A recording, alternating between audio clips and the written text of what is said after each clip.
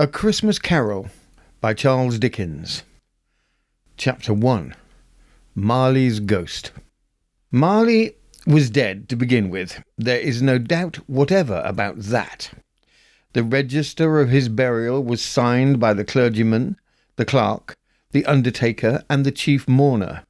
Scrooge signed it, and Scrooge's name was good upon change for anything he chose to put his hand to. Old Marley was as dead as a doornail. Mind, I don't mean to say that I know of my own knowledge what there is particularly dead about a doornail. I might have been more inclined myself to regard a coffin nail as the deadest piece of ironmongery in the trade, but the wisdom of our ancestors is in the simile, and my unhallowed hands shall not disturb it, or the country's done for. You will, therefore, permit me to repeat emphatically that Marley was as dead as a doornail. Scrooge knew he was dead? Of course he did. How could it be otherwise? Scrooge and he were partners for I don't know how many years. Scrooge was his sole executor, his sole administrator, his sole assign, his sole residuary legatee, his sole friend and sole mourner. And even Scrooge was not so dreadfully cut up by the sad event, but that he was an excellent man of business on the very day of the funeral, and solemnized it with an undoubted bargain. The mention of Marley's funeral brings me back to the point I started from. There is no doubt that Marley was dead. This must be distinctly understood, or nothing wonderful can come of the story I am going to relate. If we were not perfectly convinced that Hamlet's father died before the play began, there would be nothing more remarkable in his taking a stroll at night in an easterly wind upon his own ramparts than there would be in any other middle-aged gentleman rashly turning out after dark in a breezy spot, say St. Paul's churchyard, for instance, literally to astonish his son's weak mind. Scrooge never painted out old Marley's name. There it stood, years afterwards, above the warehouse door.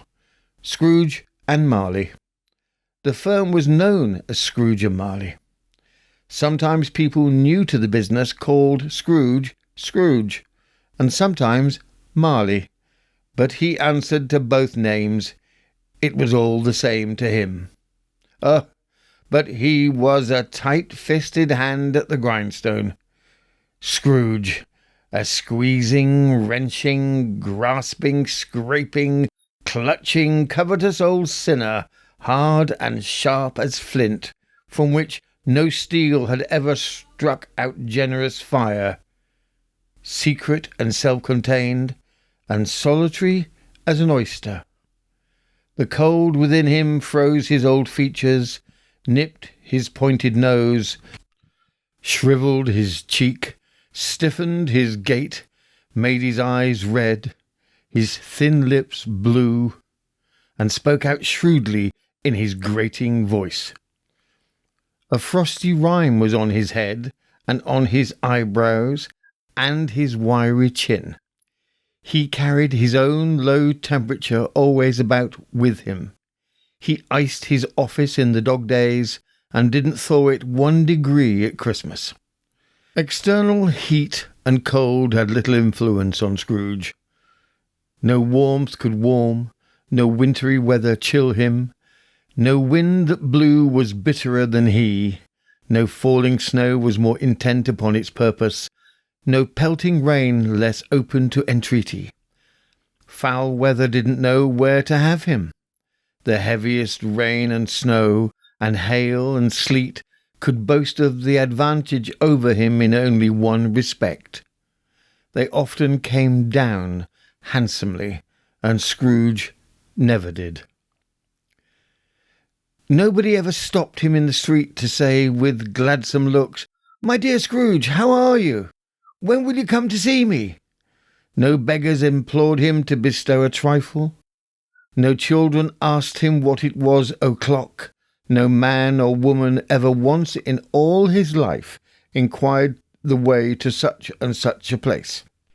Of Scrooge, even the blind men's dog appeared to know him, and when they saw him coming on, would tug their owners into doorways and up courts, and then would wag their tails as though they said, "No eye at all is better than an evil eye, dark master." But what did Scrooge care? It was the very thing he liked, to edge his way along the crowded paths of life, warning all human sympathy to keep its distance, was what the knowing ones called nuts to Scrooge. Once upon a time, of all the good days in the year, on Christmas Eve, old Scrooge sat busy in his counting-house. It was cold, bleak, biting weather, foggy withal, and he could hear the people in the court outside go wheezing up and down, beating their hands upon their breasts and stamping their feet upon the pavement stones to warn them. The city clocks had only just gone 3, but it was quite dark already. It had not been light all day, and candles were flaring in the windows of the neighbouring offices like ruddy smears upon the palpable brown air. The fog came pouring in at every chink and keyhole, and was so dense without that, although the court was of the narrowest, the houses opposite were mere phantoms. To see the dingy cloud coming drooping down, obscuring everything, one might have thought that nature lived hard by and was brewing on a large scale. The door of Scrooge's counting-house was open, that he might keep his eye upon his clerk, who, in a dismal little cell beyond, a sort of tank, was copying letters. Scrooge had a very small fire, but the clerk's fire was so very much smaller that it looked like one coal. But he couldn't replenish it, for Scrooge kept the coal box in his own room, and so surely as the clerk came in with the shovel, the master predicted that it would be necessary for them to part. Wherefore the clerk put on his white comforter and tried to warm himself at the candle, in which effort, not being a man of strong imagination, he failed. "A Merry Christmas, Uncle! God save you!" cried a cheerful voice. It was the voice of Scrooge's nephew, who came upon him so quickly that this was the first intimation he had of his approach. "Bah!" said Scrooge. "Humbug!" He had so heated himself with rapid walking in the fog and frost, this nephew of Scrooge's, that he was all in a glow. His face was ruddy and handsome, his eyes sparkled, and his breath smoked again. "Christmas? A humbug, Uncle!" said Scrooge's nephew. "You don't mean that, I'm sure." "I do," said Scrooge. "Merry Christmas! What right have you to be merry? What reason have you to be merry? You're poor enough." "Come then," returned the nephew gaily. "What right have you to be dismal? What reason have you to be morose? You're rich enough." Scrooge, having no better answer ready on the spur of the moment, said "Bah!" again, and followed it up with "Humbug!" "Don't be cross, Uncle," said the nephew. "A Merry Christmas, Uncle! God save you!" cried a cheerful voice. "What else can I be," returned the uncle, "when I live in such a world of fools as this? Merry Christmas! Out upon Merry Christmas! What's Christmas time to you but a time for paying bills without money, a time for finding yourself a year older and not an hour richer, a time for balancing your books and having every item in 'em through a round dozen of months presented dead against you. If I could work my will, said Scrooge indignantly. Every idiot who goes about with Merry Christmas on his lips should be boiled with his own pudding and buried with a stake of holly through his heart. He should.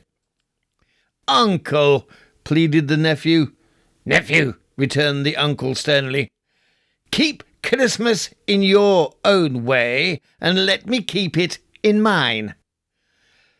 Keep it, replied Scrooge's nephew, but you don't keep it. Then let me leave it alone, then, said Scrooge. Much good may it do you, much good it has ever done you. Look, there are many things from which I might have derived good, by which I have not profited, I dare say, returned the nephew, Christmas among them.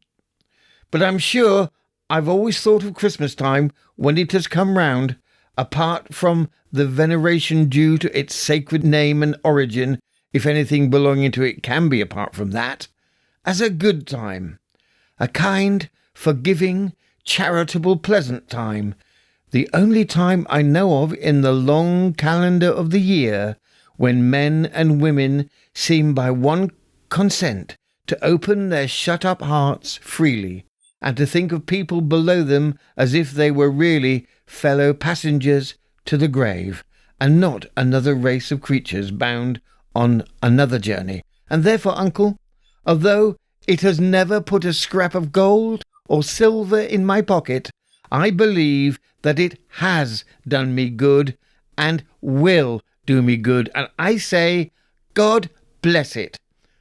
The clerk in the tank involuntarily applauded, becoming immediately sensible of the impropriety. He poked the fire and extinguished the last frail spark for ever. Let me hear another sound from you, said Scrooge, and you'll keep your Christmas by losing your situation. You're quite a powerful speaker, sir, he added, turning to his nephew. I wonder you don't go into Parliament. Don't be angry, uncle. Come, dine with us tomorrow. Scrooge said he would see him. Yes, indeed he did. He went the whole length of the expression and said that he would see him in the extremity first. But why? Cried Scrooge's nephew. Why? Why did you get married? Said Scrooge. Because I fell in love. Because you fell in love, growled Scrooge, as if that were the only one thing in the world more ridiculous than a Merry Christmas. Good afternoon. Nay, uncle, but you never come to see me before that happened. Why give it as a reason for not coming now? Good afternoon, said Scrooge. Look, I want nothing from you. I ask nothing of you. Why cannot we be friends? Good afternoon, said Scrooge. I am sorry, with all my heart, to find you so resolute. We have never had any quarrel to which I have been a party, but I have made the trail in homage to Christmas, and I'll keep my Christmas humour to the last. So, a Merry Christmas, uncle. Good afternoon, said Scrooge. And a Happy New Year. Good afternoon, said Scrooge. His nephew left the room without an angry word. Notwithstanding, he stopped at the outer door to bestow the greetings of the season on the clerk, who, cold as he was warmer than Scrooge, for he returned them cordially. And there's another fellow, muttered Scrooge, who overheard him. My clerk, with 15 shillings a week, and a wife and family, talking about a Merry Christmas. I'll retire to Bedlam. This lunatic, in letting Scrooge's nephew out, had let 2 other people in. They were portly gentlemen, pleasant to behold, and now stood, with their hats off, in Scrooge's office. They had books and papers in their hands, and they bowed to him. Scrooge and Marley, I believe, said one of the gentlemen, referring to his list. Have I the pleasure of addressing Mr. Scrooge or Mr. Marley? "Mr. Marley has been dead these 7 years," Scrooge replied. "He died 7 years ago, this very night. We have no doubt his liberality is well represented by his surviving partner," said the gentleman, presenting his credentials. It certainly was, for they had been two kindred spirits. At the ominous word liberality, Scrooge frowned and shook his head and handed the credentials back. "At this festive season of the year, Mr. Scrooge," said the gentleman, taking up a pen, "it is more than usually desirable that we should make some slight provision for the poor and destitute, who suffer greatly at the present time. Many thousands are in want of common necessaries. Hundreds of thousands are in want of common comfort, sir." "Ah, are there no prisons?" asked Scrooge. "Oh, plenty of prisons," said the gentleman, laying down the pen again. "And the union workhouses?" demanded Scrooge. "Are they still in operation?" "They are still," returned the gentleman. "I wish I could say they were not." "The treadmill and the poor law are in full vigour, then?" said Scrooge. "Both very busy, sir."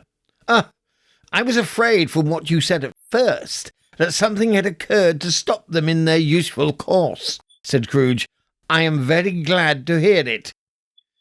"Under the impression that they scarcely furnish Christian cheer of mind or body to the multitude," returned the gentleman, "a few of us are endeavouring to raise a fund to buy the poor some meat and drink, and means of warmth.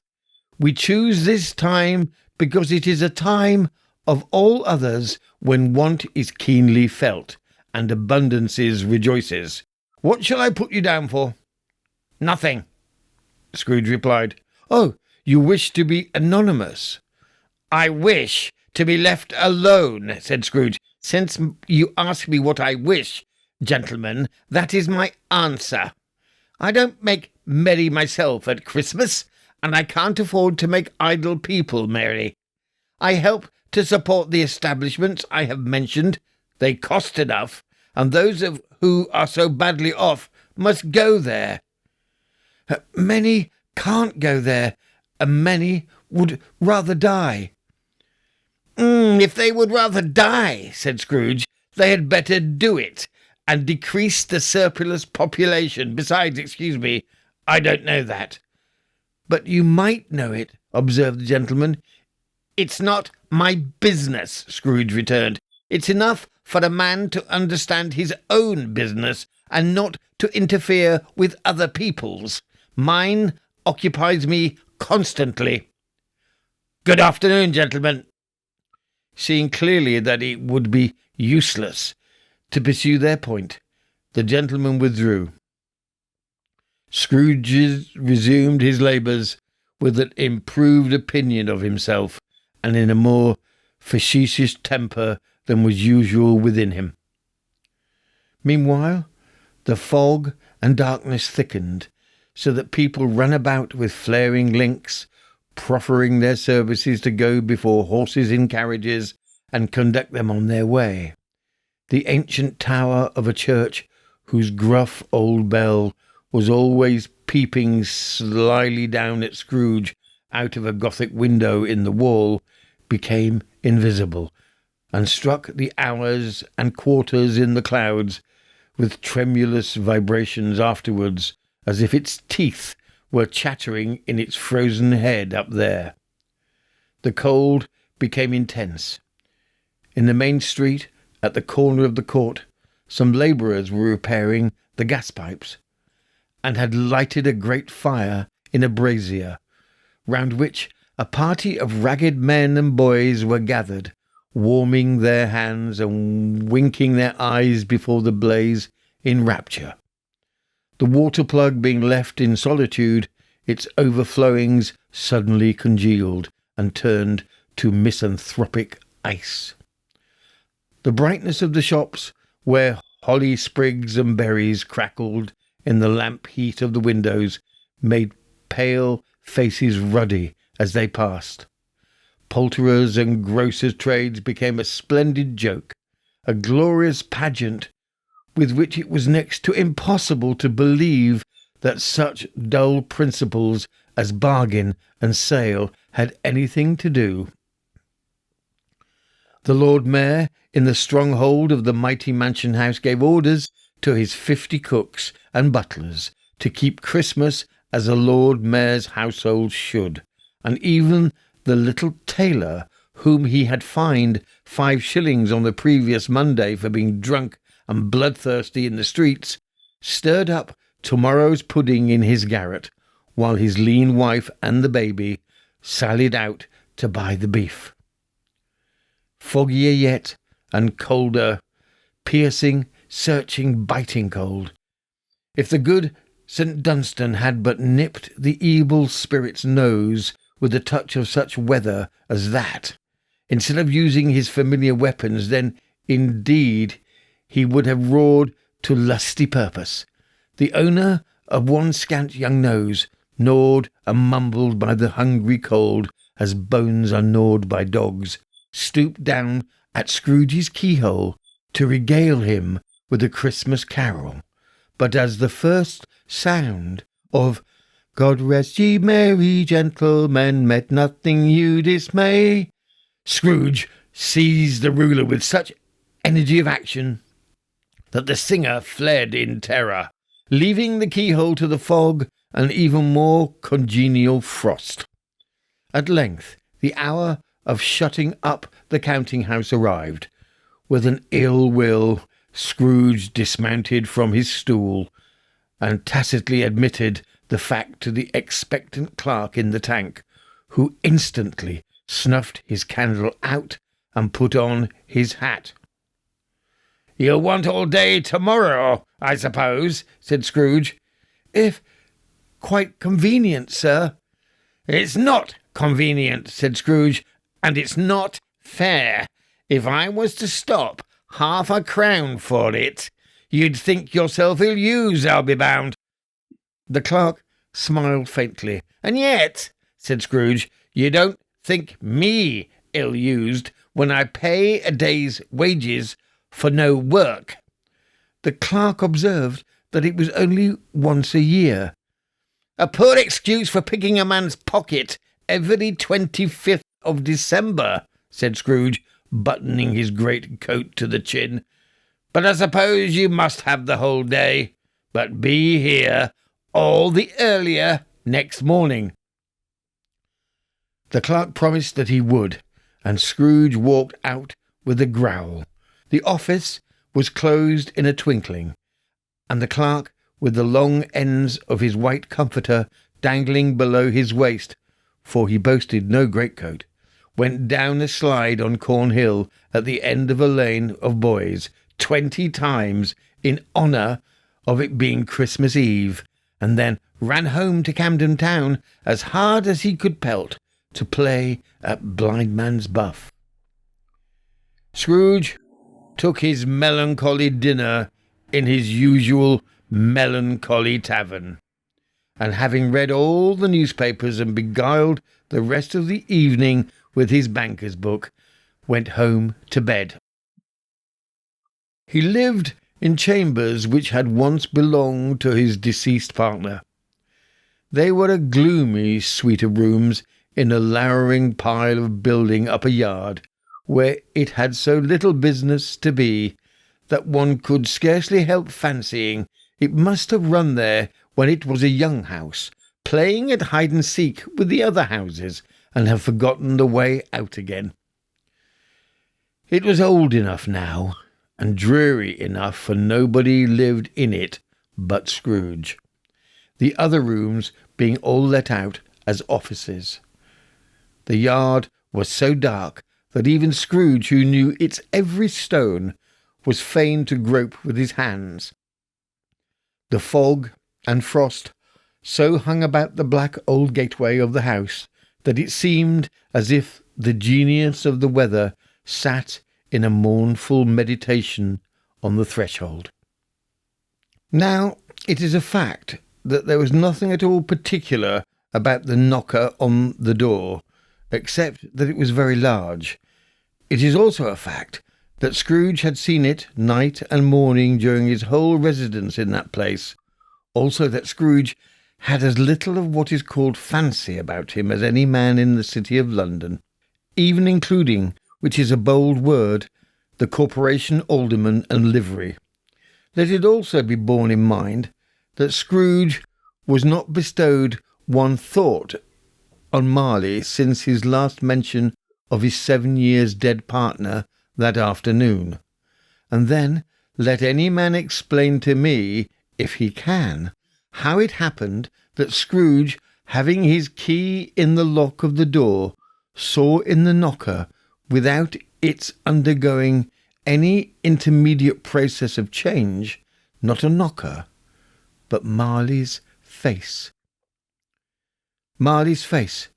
It was not in impenetrable shadow, as the other objects in the yard were, but had a dismal light upon it, like a bad lobster in a dark cellar.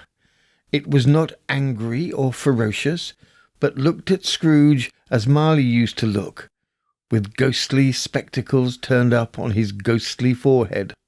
The hair was curiously stirred, as if by breath of hot air, and though the eyes were wide open, they were perfectly motionless.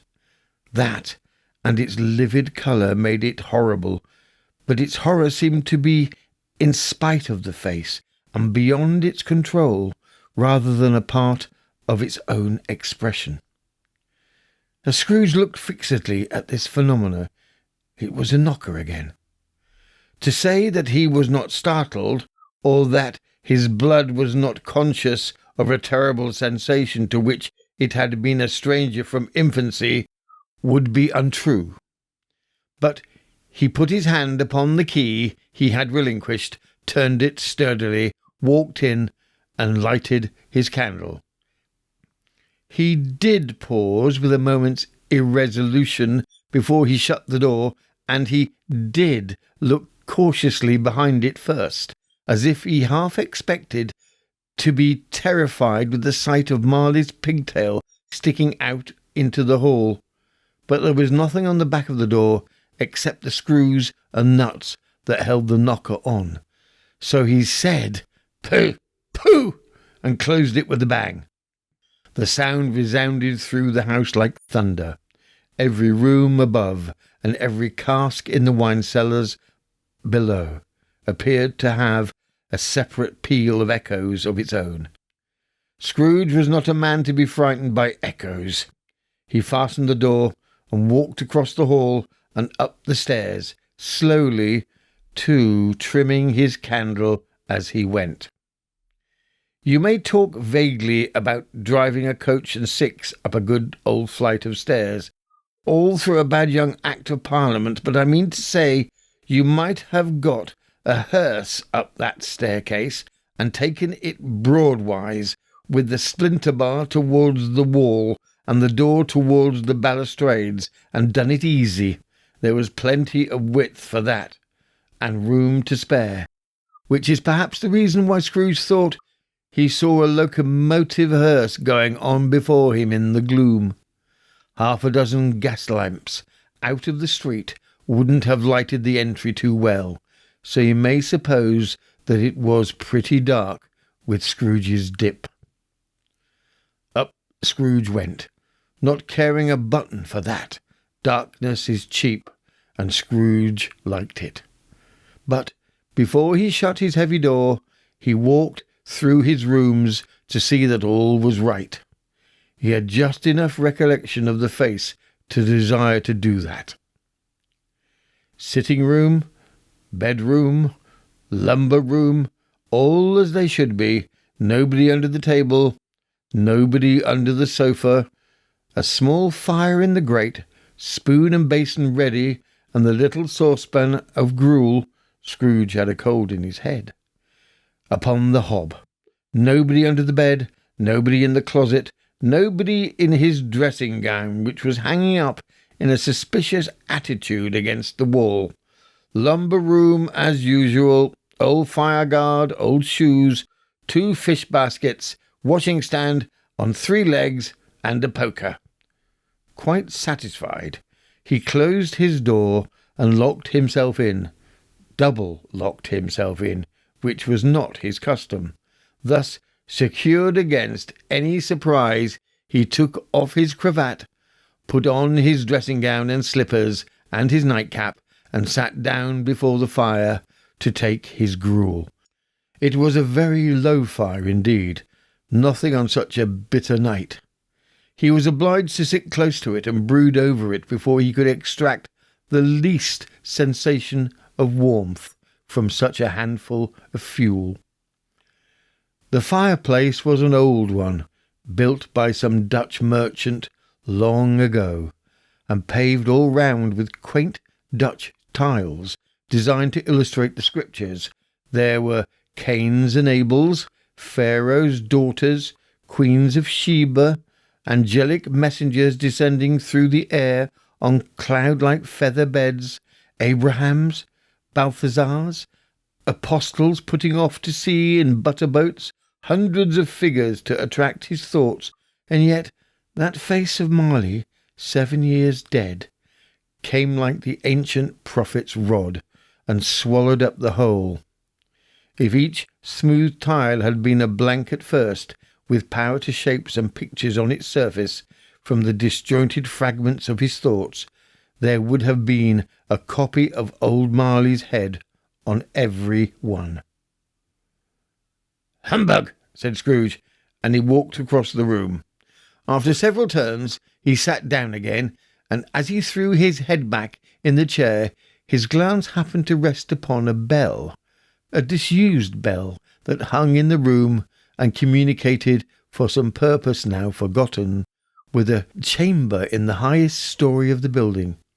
It was with great astonishment, and with a strange, inexplicable dread, that, as he looked, he saw this bell begin to swing. It swung so softly in the outset that it scarcely made a sound, but soon it rang out loudly, and so did every bell in the house. This might have lasted half a minute or a minute, but it seemed an hour. The bells ceased as they had begun, together. They were succeeded by a clanking noise deep down below, as if some person were dragging a heavy chain over the casks in the wine cellar. Scrooge then remembered to have heard that ghosts in haunted houses were described as dragging chains. The cellar door flew open with a booming sound, and then he heard the noise much louder on the floors below, then coming up the stairs, then coming straight towards his door. "It's humbug still," said Scrooge. "I won't believe it." His colour changed, though, when, without a pause, it came on through the heavy door, and passed into the room before his eyes. Upon its coming in, the dying flame leapt up as though it cried, "I know him, Marley's ghost," and fell again. The same face, the very same Marley in his pigtail, usual waistcoat, tights and boots, the tassels on his latter bristling like his pigtail, and his coat skirts and the hair upon his head.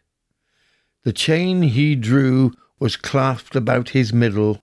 It was long and wound about him like a tail, and it was made, for Scrooge observed it closely, of cash-boxes, keys, padlocks, ledgers, deeds, and heavy purses wrought in steel. His body was transparent, so that Scrooge, observing him and looking through his waistcoat, could see the 2 buttons on his coat behind. Scrooge had often heard it said that Marley had no bowels, but he had never believed it until now. Nor did he believe it even now, though he looked the phantom through and through and saw it standing before him, though he felt the chilling influence of its death-cold eyes and marked the very texture of his folded kerchief bound about its head and chin, which wrapper he had not observed before. He was still incredulous and fought against his senses. "How now?" said Scrooge, caustically and as cold as ever. "What do you want with me?" "Much," Marley's voice, no doubt about it. "Who are you?" "Ask me who I was." "Who were you, then?" said Scrooge, raising his voice. "You're particularly for a shade," he was going to say, "to a shade," but substituted this more appropriately. "In life, I was your partner, Jacob Marley." Can you sit down?" asked Scrooge, looking doubtfully at him. "I can." "Do it, then." Scrooge asked the question because he didn't know whether a ghost so transparent might find himself in a condition to take a chair, and felt that, in the event of it being impossible, it might involve the necessity of embarrassing explanation. But the ghost sat down on the opposite side of the fireplace as if it were quite used to it. "You don't believe in me," observed the ghost. "I don't," said Scrooge. "What evidence would you have of my reality beyond that of your own senses?" "I don't know," said Scrooge. "Why do you doubt your senses?" "Because," said Scrooge, "a little thing affects them. A slight disorder of the stomach makes them cheats. You might be an undigested bit of beef, a blot of mustard, a crumb of cheese, a fragment of an underdone potato. There's more of gravy than of grave about you, whatever you are." Scrooge was not much in the habit of cracking jokes, nor did he feel in his heart by any means waggish them. The truth is that he tried to be smart as a means of distracting his own attention and keeping down his terror, for the spectre's voice disturbed the very marrow in his bones. To sit staring at those fixed, glazed eyes in silence for a moment would play, Scrooge felt, the very deuce with him. There was something very awful, too, in the spectre's being provided with an infernal atmosphere of his own. Scrooge could not feel it himself, but this was clearly the case, for although the ghost sat perfectly motionless, its hair and skirts and tassels were still agitated as by the hot vapours from an oven. You see this toothpick?" said Scrooge, returning quickly to the charge for the reason just assigned, and wishing, though it were only for a second, to divert the vision's stony gaze from himself. "I do," replied the ghost. "You're not looking at it," said Scrooge. "But I see it," said the ghost, notwithstanding. "Well," returned Scrooge, "I have but to swallow this, and be for the rest of my days persecuted by a legion of goblins, all of my own creation. Humbug, I tell you, humbug!"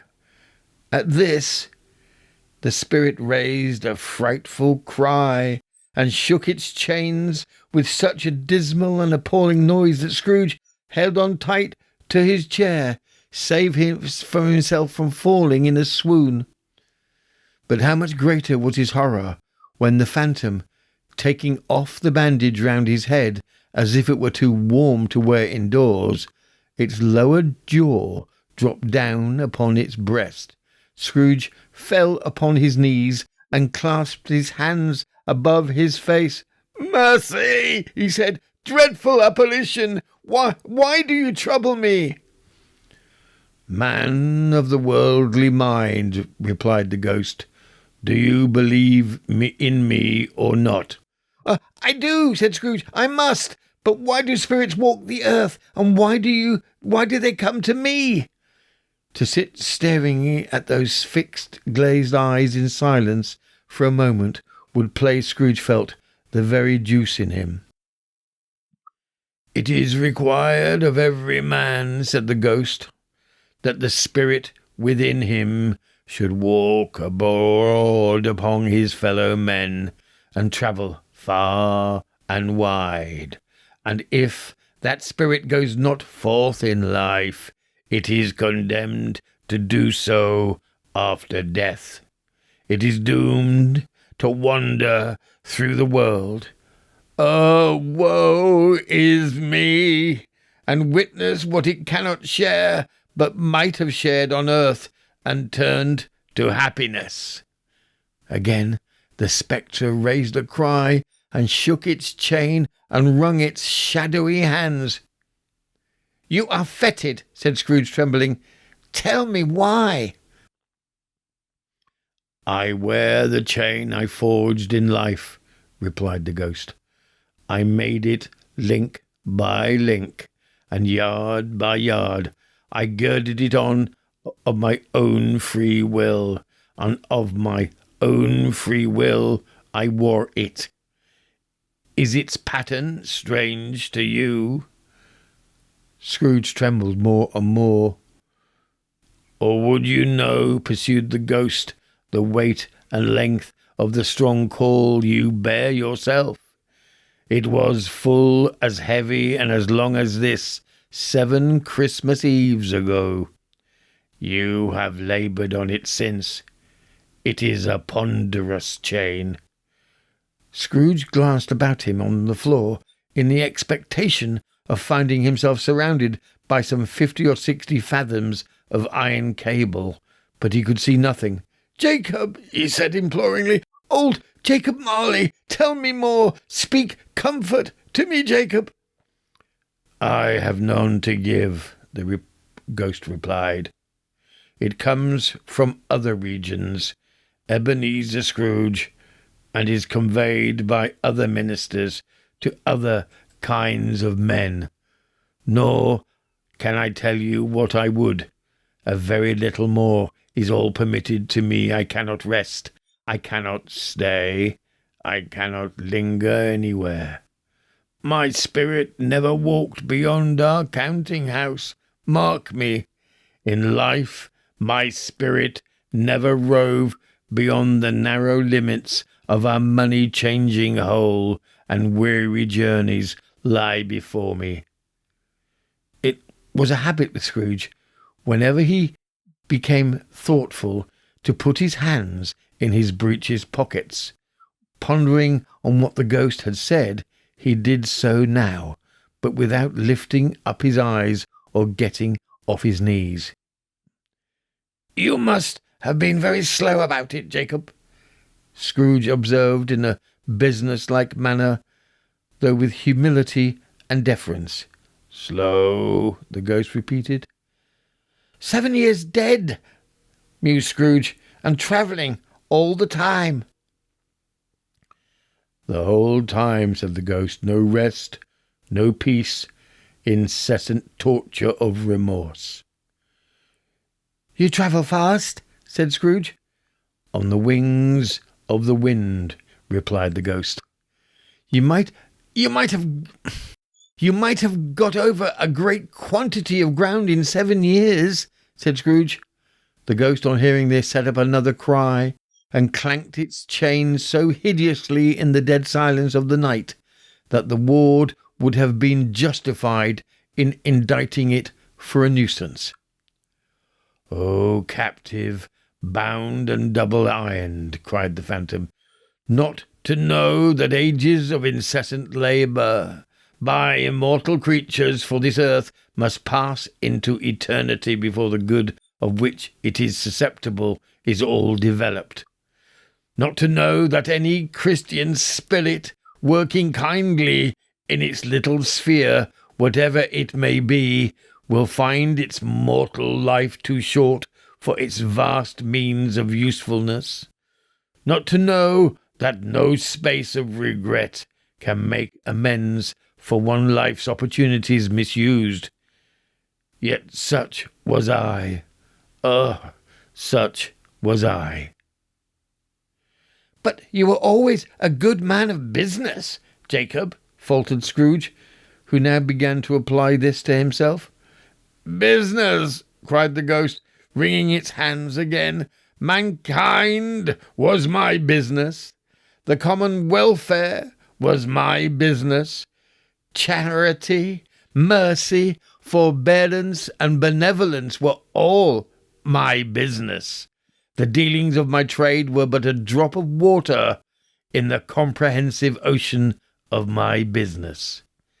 It held up its chain at arm's length, as if that were the cause of all its unveiling grief, and flung it heavily upon the ground again. At this time of the rolling year, the spectre said, I suffer most. Why did I walk through the crowds of fellow beings with my eyes turned down, and never raised them to that blessed star which led the wise men to a poor abode? Were there no poor homes to which its light would have conducted me? Scrooge was very much dismayed to hear the spectre going on at this rate, and began to quake exceedingly. Hear me, cried the ghost. My time is nearly gone. I will, said Scrooge, but don't be hard upon me. Don't be flowery, Jacob, pray. How is it that I appear before you in a shape that you can see? I may not tell. I have invisible sat beside you many, many a day. It was not an agreeable idea. Scrooge shivered and wiped the perspiration from his brow. There is no light part of my penance, pursued the ghost. I am here tonight to warn you that you have yet a chance and hope of escaping my fate, a chance and hope of my procuring Ebenezer. You're always a good friend to me, said Scrooge. Thank ye. You will be haunted, resumed the ghost, by 3 spirits. Scrooge's countenance fell almost as low as the ghost's had done. Is that the chance and hope you mentioned, Jacob? He demanded in a faltering voice. It is. I think I'd rather not, said Scrooge. Without their visits, said the ghost, you cannot hope to shun the path I tread. Expect the first tomorrow when the bell tolls 1. Couldn't I take 'em all at once and have it over, Jacob? Hinted Scrooge. Expect the second on the next night at the same hour. The third upon the next night when the last stroke of 12 has ceased to vibrate. Look to see me no more, and look that, for your own sake, you remember what has passed between us. When it had said these words, the spectre took its wrapper from the table and bound it round its head as before. Scrooge knew this by the smart sound its teeth made when the jaws were brought together by the bandage. He ventured to raise his eyes again and found his supernatural visitor confronting him with an erect attitude, with its chain wound over and about its arm. The apparition walked backwards from him, and at every step it took, the window raised itself a little, so that, when the spectre reached it, it was wide open. It beckoned Scrooge to approach, which he did, and when they were within 2 paces of each other, Marley's ghost held up its hand, warning him to come no nearer, and Scrooge stopped. Not so much in obedience as in surprise and fear, for, on the raising of the hand, he became sensible of confused noises in the air, incoherent sounds of lamentation and regret, wailings inexplicably sorrowful and self-accusatory. The spectre, after listening for a moment, joined in the mournful dirge, and floated out upon the bleak, dark night. Scrooge followed to the window. Desperate in his curiosity, he looked out. The air was filled with phantoms, wandering hither and thither in restless haste, and moaning as they went. Every one of them wore chains, like Marley's ghost. Some few, they might be guilty governments, were linked together. None were free. Many had been personally known to Scrooge in their lives. He had been quite familiar with one ghost in a white waistcoat, with a monstrous iron safe attached to its ankle, who cried piteously at being unable to assist a wretched woman with an infant, whom it saw below upon a doorway. The misery with them all was, clearly, that they sought to interfere for good in human matters, and had lost the power for ever.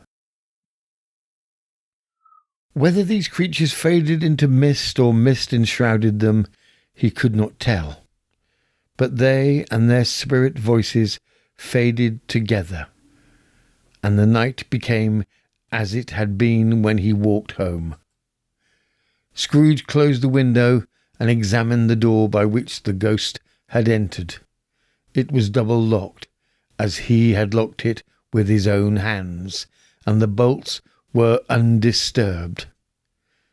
He tried to say "humbug," but stopped at the first syllable, and being, from the emotion he had undergone, or the fatigues of the day, or his glimpse of the invisible world, or the dull conversation of the ghost, or the lateness of the hour, much in need of repose, he went straight to bed without undressing, and fell asleep upon the instant.